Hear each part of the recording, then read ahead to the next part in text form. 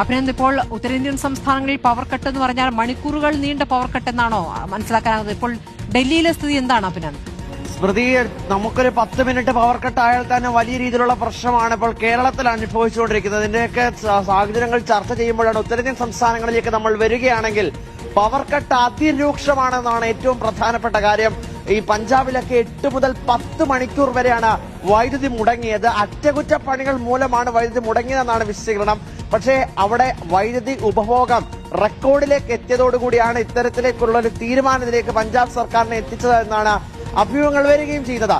ദില്ലിയിൽ എന്തായാലും കാര്യമായിട്ടുള്ള പവർ കട്ട് ഇല്ല എന്നതാണ് മറ്റൊരു പ്രധാനപ്പെട്ട രാജ്യ തലസ്ഥാനമായതുകൊണ്ടായിരിക്കാം ചിലപ്പോൾ പവർ കട്ട് അങ്ങനെ രേഖപ്പെടുത്തുന്നില്ല. പക്ഷേ വൈദ്യുതി ഉപഭോഗം അത് സർവകാല റെക്കോർഡിലേക്ക് ഇന്നലെ ദില്ലിയിൽ എത്തിയിരുന്നു. 7000 മെഗാവാട്ടിലേക്കാണ് ദില്ലിയിൽ പോയത്.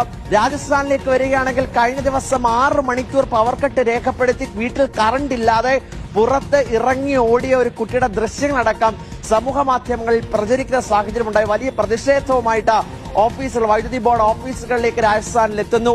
പഞ്ചാബിൽ ആ സ്ഥിതി. ഹരിയാനയിലാണെങ്കിൽ 5 മണിക്കൂർ വരെ ലോഡ് ഷെഡിംഗ് ഉണ്ടായേക്കാം എന്നുള്ള ഒരു പ്രഖ്യാപിത മുന്നറിയിപ്പ് കൂടി നൽകുകയും ചെയ്തിട്ടുണ്ട്. ചൂട് സംസ്ഥാനമാണ്, അവിടെയൊക്കെ 10 മണിക്കൂർ ലോഡ് ഷെഡിംഗ് എന്ന് പറഞ്ഞാൽ എന്തൊരു അവസ്ഥയായിരിക്കും. 10 മണിക്കൂറൊക്കെ രാജസ്ഥാനിൽ ലോഡ് ഷെഡിംഗ് എന്നുള്ളത്.